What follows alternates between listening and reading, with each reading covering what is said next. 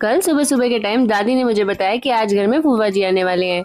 तो फूफा जी का जिक्र तो मैं अपनी काफी वीडियो में कर चुकी हूँ कि वो काफी कंजूस किस्म के हैं, और तो और 2 दिन पहले वो अपनी सोसाइटी में बेस्ट कंजूस आदमी का अवार्ड भी जीत चुके हैं।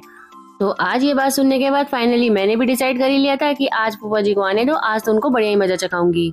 तो मैं तो इस बात से लेके काफी परेशान थी, लेकिन दादी पता नहीं क्यों खुशी से झूम रही थी। तो आज जब मैं उनको मजा चखाने का प्लान सोच ही रही थी कि उतने में तो मैंने दरवाजा खोला, सामने फूफा जी थे। तो फूफा जी कहते हैं,